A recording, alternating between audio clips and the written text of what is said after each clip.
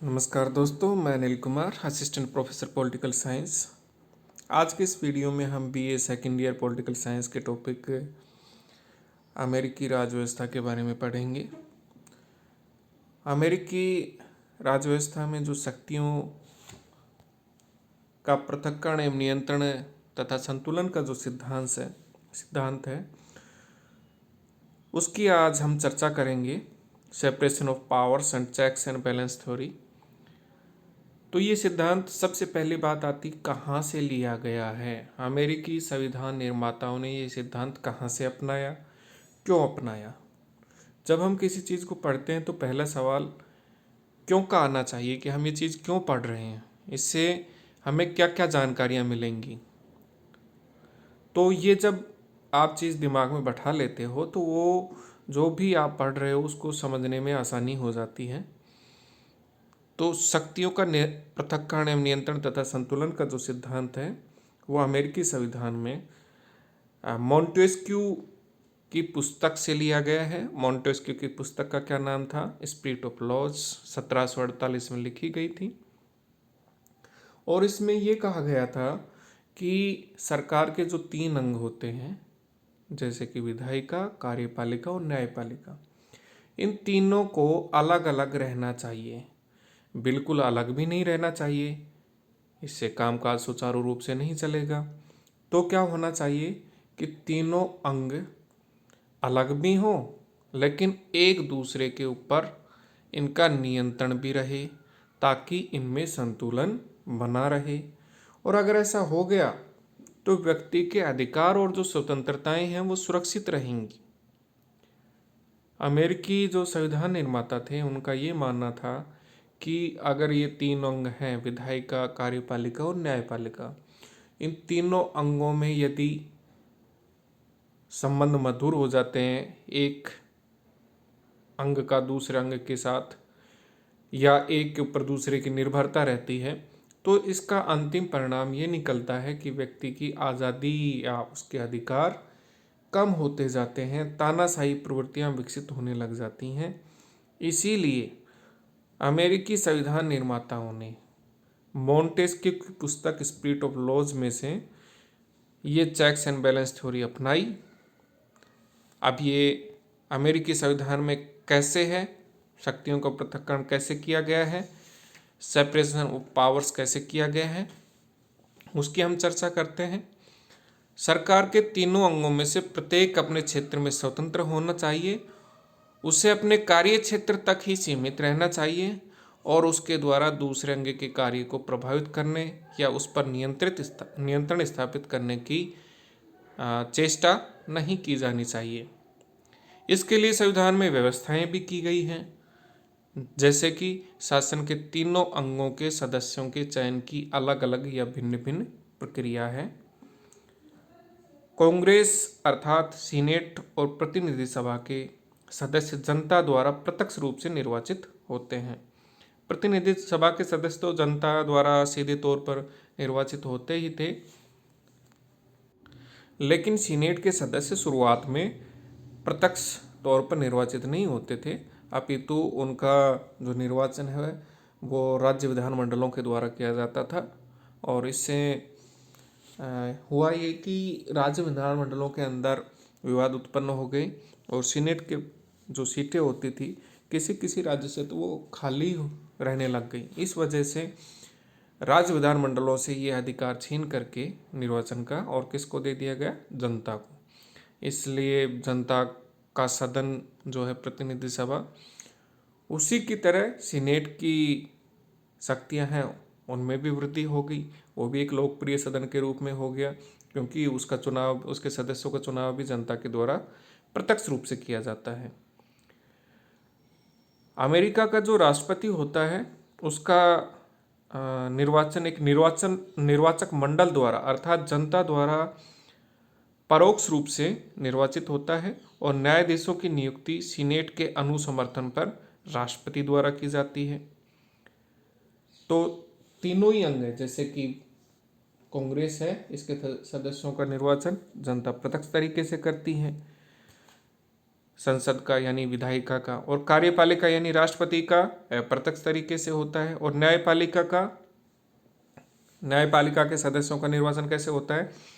अमेरिकी राष्ट्रपति करता है सीनेट की मंजूरी से। तो तीनों अंगों के चयन की निर्वाचन की पद्धति अलग अलग है। यद्यपि आज राष्ट्रपति के परोक्ष निर्वाचन की बात केवल सिद्धांत में ही है, लेकिन संविधान निर्माताओं ने सरकार के 3 अंगों के लिए क्रमशः प्रत्यक्ष निर्वाचन, परोक्ष निर्वाचन और मनोनयन की पद्धति अपनाई। यह सोचकर भी अपनाई थी कि सरकार के तीनों अंगों की प्रकृति बिल्कुल अलग अलग रहे। तो निर्वाचन किया, प्रत्यक्ष निर्वाचन कांग्रेस के सदस्यों का, अप्रत्यक्ष निर्वाचन राष्ट्रपति का, और मनोनीत किसको किया जाता है? न्यायपालिका के सदस्यों को। अगला बिंदु है शासन की एक ही अंग की सदस्यता का प्रावधान। अमेरिका में कोई भी नागरिक व्यवस्थापिका, कार्यपालिका या न्यायपालिका सरकार के इन तीनों अंगों में से किसी एक अंग की सदस्यता ही प्राप्त कर सकता है। यदि कांग्रेस के किसी सदस्य को मंत्रिपरिषद का सदस्य अथवा न्यायाधीश के पद पर नियुक्त कर दिया जाए तो पद ग्रहण से पूर्व उसे कांग्रेस की सदस्यता से त्यागपत्र देना होगा। यह व्यवस्था ब्रिटेन की व्यवस्था के बिल्कुल उलट है, विपरीत है। अगला बिंदु है दोस्तों सरकार के विभिन्न अंगों का अलग अलग कार्यकाल। तो विभिन्न अलग अंग कौन कौन से हैं? जैसे संसद है, कांग्रेस है, उसका जो पहला सदन है प्रतिनिधि सभा, उसका कार्यकाल 2 वर्ष है, उसके सदस्यों का कार्यकाल 2 वर्ष है। सीनेट के सदस्यों का 6 वर्ष है और राष्ट्रपति का 4 वर्ष। तो इस प्रकार से जो विभिन्न अंग हैं सरकार के, उनका कार्यकाल भिन्न भिन्न है, अलग अलग है। न्यायाधीशों की नियुक्ति जीवन पर्यंत के लिए होती है और वे सदाचार पर्यंत अपने पद पर बने रहते हैं। इसके अतिरिक्त इन सभी संस्थाओं का कार्यकाल निश्चित है और ये एक दूसरे पर निर्भर नहीं करते हैं। राष्ट्रपति कांग्रेस के किसी भी सदन को समय से पहले भंग नहीं कर सकता और कांग्रेस केवल महाभियोग की प्रक्रिया के आधार पर ही राष्ट्रपति अथवा न्यायाधीशों को उनके पद से हटा सकती है या पदच्युत कर सकती है। महाभियोग असामान्य और अत्यधिक कठिन प्रक्रिया है। अगला बिंदु है विभिन्न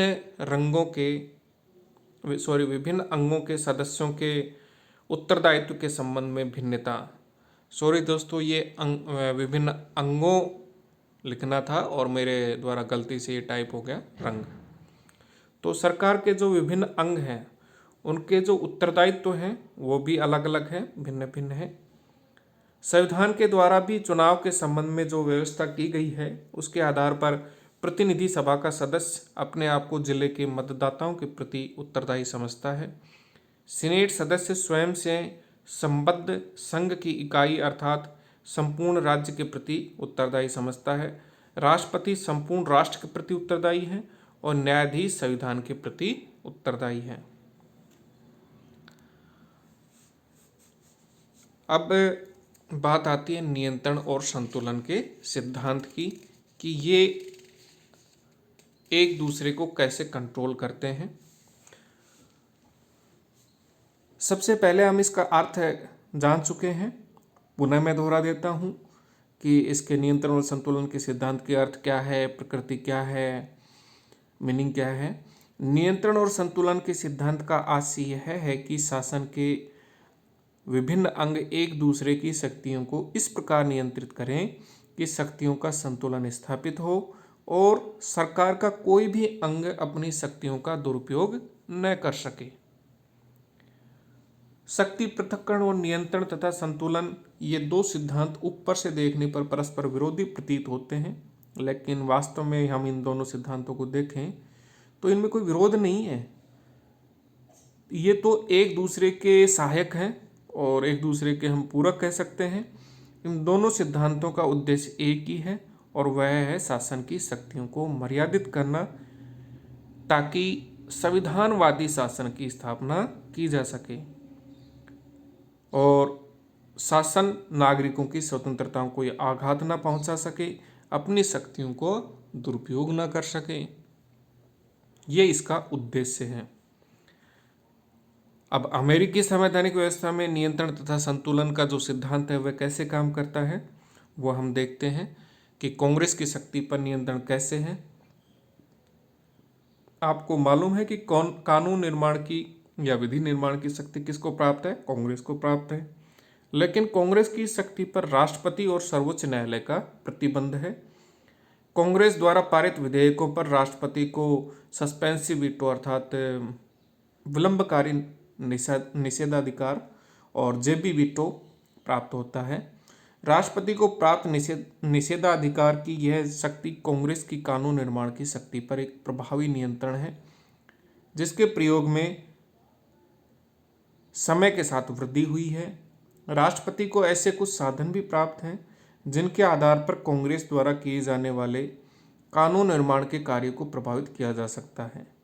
व्यवहार के अंतर्गत राष्ट्रपति के द्वारा कांग्रेस को संदेश भेजकर राष्ट्र के नाम अपील प्रसारित करके, कांग्रेस सदस्यों पर विभिन्न अनुग्रह करके और एक विशेष राजनीतिक दल के नेता के रूप में भी कानून निर्माण के कार्य को प्रभावित किया जा सकता है। कांग्रेस की कानून निर्माण की शक्ति सर्वोच्च न्यायालय से ही प्रतिबंधित होती है। संविधान की व्याख्या करते हुए सर्वोच्च न्यायालय के द्वारा ऐसे कानूनों को अवैधानिक घोषित किया जा सकता है जो उनके विचार में संविधान के प्रतिकूल हैं। इस प्रकार कांग्रेस को कानून निर्माण की शक्ति प्राप्त है, लेकिन इस संबंध में उसके द्वारा मनमानी नहीं की जा सकती है। अगला बिंदु है राष्ट्रपति की शक्ति पर नियंत्रण अर्थात कार्यपालिका की शक्ति पर नियंत्रण। राष्ट्रपति देश की कार्यपालिका का हेड होता है, प्रधान होता है, लेकिन वह प्रशासनिक क्षेत्र में मनमानी करते हुए तानाशाह नहीं बन सकता, जैसा चाहे वैसा काम नहीं कर सकता। कांग्रेस द्वारा अनेक रूपों में राष्ट्रपति की शक्ति पर अंकुश लगाया जाता है। सबसे पहले तो राष्ट्र के वित्त पर कांग्रेस का अधिकार है और कांग्रेस राष्ट्रपति द्वारा चाहे गए धन की स्वीकृति देने से मना कर सकती है और इस तरीके से राष्ट्रपति की शक्ति पर अंकुश लगा सकती है। व्यवहार में अनेकों बार कांग्रेस ने अपनी शक्ति का असरदार तरीके से या प्रभावशाली तरीके से इस्तेमाल भी किया है। इसके अतिरिक्त राष्ट्रपति देश की सेना का अध्यक्ष होता है और वह परराष्ट्र संबंधों का संचालन करता है। लेकिन कांग्रेस राष्ट्रपति की शक्ति पर दो रूपों में नियंत्रण रखती है। पहली है, संविधान के अनुसार यह आवश्यक है कि राष्ट्रपति द्वारा की गई युद्ध की घोषणा की पुष्टि कांग्रेस करे। इसी प्रकार राष्ट्रपति द्वारा किए गए संधि और समझौतों की पुष्टि सीनेट के द्वारा अपने 2/3 बहुमत से की जानी जरूरी है।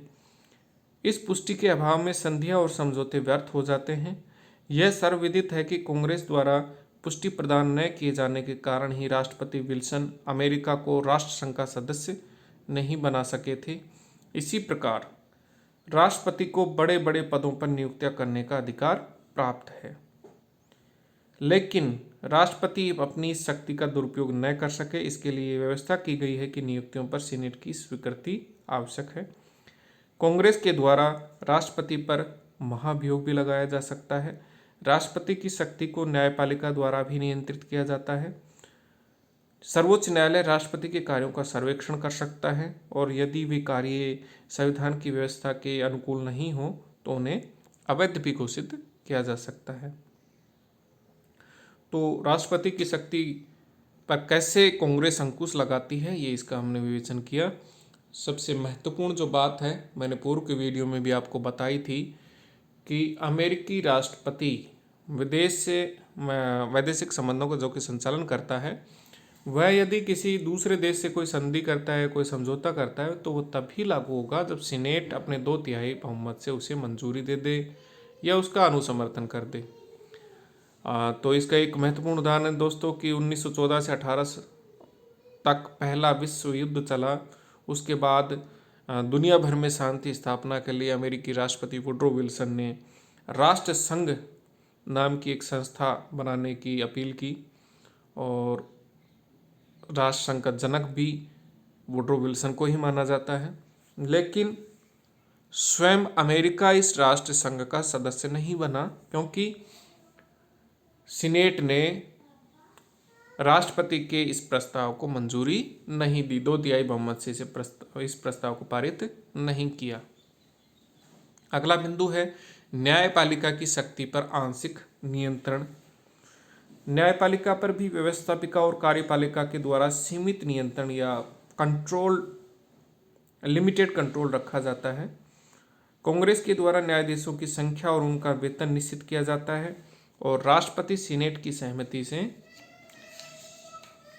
न्यायाधीशों को नियुक्त करता है।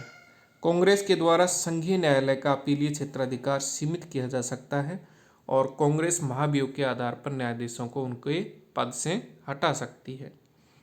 सरकार के ये अंग तो एक दूसरे को नियंत्रित करते ही हैं, इसके अतिरिक्त भी कुछ और नियंत्रण हैं, जैसे कि कांग्रेस के दोनों सदनों का एक दूसरे पर कंट्रोल। कानून निर्माण के क्षेत्र में कांग्रेस के दोनों सदनों को लगभग बराबर शक्तियां प्राप्त हैं।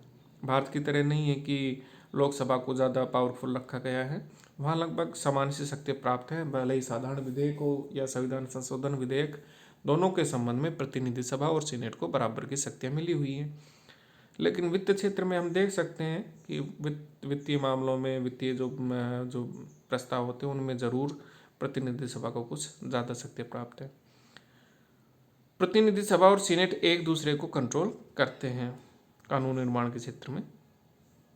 संघीय सरकार और राज्य सरकारों का एक दूसरे पर नियंत्रण। संविधान द्वारा स्थापित संघात्मक व्यवस्था में राज्य सरकारों को भी पर्याप्त शक्तियाँ प्राप्त है। उदाहरण के लिए संविधान संशोधन के प्रस्तावों पर 3/4 राज्यों के अनुसमर्थन की आवश्यकता होती है। इस प्रकार संघीय सरकार और राज्य सरकारें एक दूसरे को कंट्रोल करते हुए शक्ति संतुलन स्थापित करती हैं। इसी प्रकार शासन के तीनों अंग एक दूसरे को नियंत्रित करते हुए शक्ति संतुलन स्थापित करते हैं। तीनों एक दूसरे से जुड़े हुए भी हैं और तीनों ही अंग एक दूसरे को नियंत्रित भी करते हैं और इनके मध्य शक्ति का संतुलन बना रहता है। तो ये था अमेरिकी संविधान में शक्ति संतुलन का सिद्धांत या शक्तियों का पृथक्करण का सिद्धांत, दोनों का हमने इसमें विवेचन किया है। धन्यवाद।